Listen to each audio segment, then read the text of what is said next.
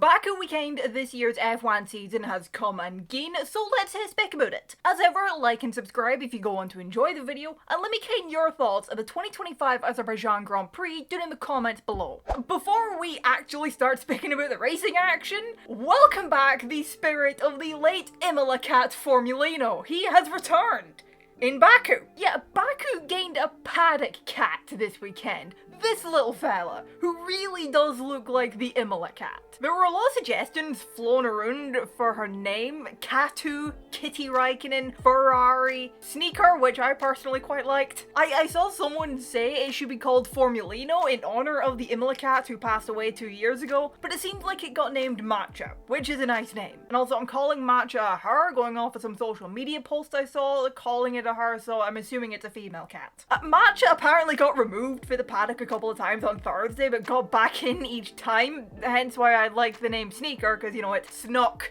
back in. And this photo from Kim Hillman is brilliant, by the way. The cat just looks like it's going, no, what are you doing? Put me down! It seems pretty damn chill though, just tagging around saying hello to everyone. Frankly, Matcha was one of the best things about this weekend. This guy doesn't look like he was as chill as Matcha though. F2 posted this photo of a cat making a beeline across what looks like the runoff at turn 2. Away from the feline side of things for the 2025 Azerbaijan Grand Prix, that qualifying was one of the strangest, wildest, and best qualifyings we've seen in a while. Well done, Baku. Well done on breaking the record for the most red flags in a qualifying session ever with 6, and having a qualifying runtime of longer than not only last year's Baku race, but longer than I think of any race so far this season. A little bit more specific on the incidents, Oscar Piastri stacking it surprised me. We have not seen him make a big mistake like that since Australia. He has been really solid, and it's getting to the crunch time part of the season, the business end, where you don't really want to be making mistakes if you're in a championship fight. And on that, honestly, Norris really did not capitalize on his teammate's mistake in qualifying the way he should have done. He only placed 2 places higher than him in the end at Q3. In hindsight, going out first for the final few minutes wasn't a good idea, but Oscar Piastri stacking it surprised me. Charles Leclerc stacking it, however,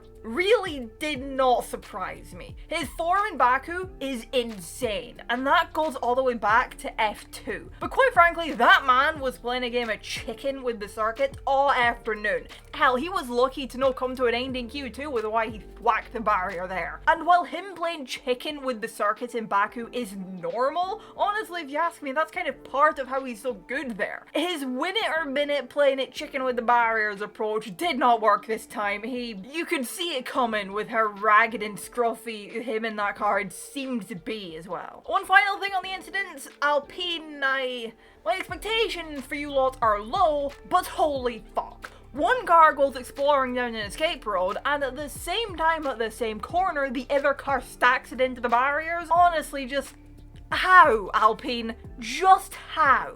Meanwhile, Max did Max things and put in the performance he needed to when it mattered to take pole and deny Sainz of it. A great job from him, by the way, to give Williams their first front row in 4 years at a circuit where before this, Sainz had always been out-qualified by his teammate at it. And Liam Lawson was also very impressive in qualifying. As for the race, Max Verstappen continues to do Max Verstappen things with his, I believe, 6th Grand Slam. It was no contest for Max. I suppose part of that was perhaps helped by the drivers he had starting behind him, but either way, Max drove a brilliant race to get the win. Bit too early, I think, to be speaking about him being back in the title fight, because the gap is still like 69 points. But if we see a similar story in Singapore to what we saw this weekend, if we see a similar thing happen in Singapore, if he wins again, if McLaren fuck up again, then we'll talk.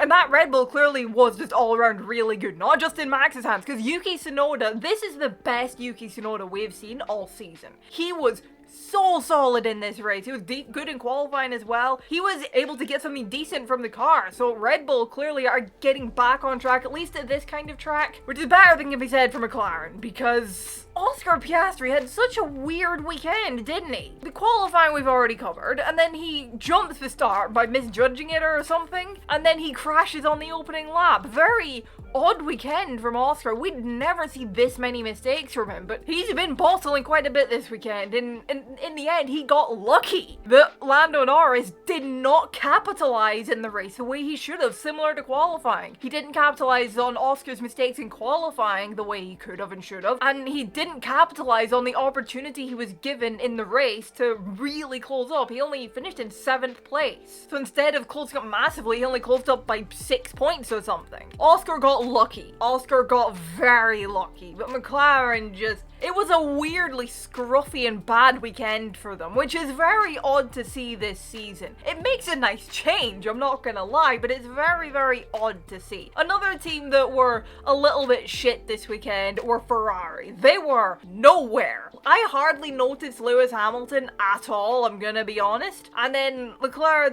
the team fucked up his strategy in pitting him too early. I think they should have left him out a little bit longer instead of pitting him so early, especially when there was basically no tire deg. You know, it just kind of seems a little bit pointless to me to go for an undercut when there's basically no tire deg, but that's just my opinion. I'm not a strategist, I'm not an engineer. He did apparently have some sort of like ERS or engine problem in the race, so I'm sure that wouldn't have helped things, but Ferrari were not very good this weekend. And on a weekend where Mercedes ended up being really good, Russell, he had a great drive despite being under the weather. He still put in a great performance for 2nd place, and Antonelli finishing up there in 4th place as well. It means Mercedes now take the 2nd place in the constructors away from Ferrari. This is not the time for Ferrari to be having a Ferrari weekend. You know, McLaren can get away with having a Ferrari weekend because they're massively in the lead of the constructors, and they haven't won that yet, but they probably will in Singapore. But someone else who deserves praise is Carlos Sainz. He has been so solid in Baku. He was able to carry on that qualifying performance into the race, and he had a solid drive to 3rd place in the end to give Williams their first actual race podium since 2017. 2021 if you include the quote-unquote race at the Belgian Grand Prix in 2021. But well done, Carlos Sainz, getting Williams up on the podium. He's gotten his first podium for Williams before Hamilton got his first podium for Ferrari. Race podium, that is, not including sprint races. This isn't anything against Hamilton, by the way. I'm just simply stating a fact. And I'm also stating the fact that Carlos Sainz is now one of the probably few drivers who can say they've scored a podium for McLaren, Ferrari, and Williams, which is Formula One's 3 longest running teams. How many drivers can say that? But overall, little bit of a dull race. The first lap wasn't that bad, but then after that, things kind of really calmed down a little bit and just kind of stalled, if you know what I mean. Because it's the problem with Baku, it's become a track where it's pretty difficult to overtake on. Overtaking in Baku nowadays is not very easy, which is weird, given you'd think it could be an easy track to overtake on. You have a long straight into turn 1 DRS, you know, a perfect opportunity to go for overtakes there, maybe come back at them into turn 3, but no, it's not easy to pass there. I know, you don't necessarily need a lot of passing to have a good race, but either way, bit of a dud race. What was your thoughts on it? Let me know your thoughts down in the comments below. Drop a like if you enjoyed the video, subscribe if you're new around here. Thank you all so much for watching, and I will see you in the next one. Bye bye.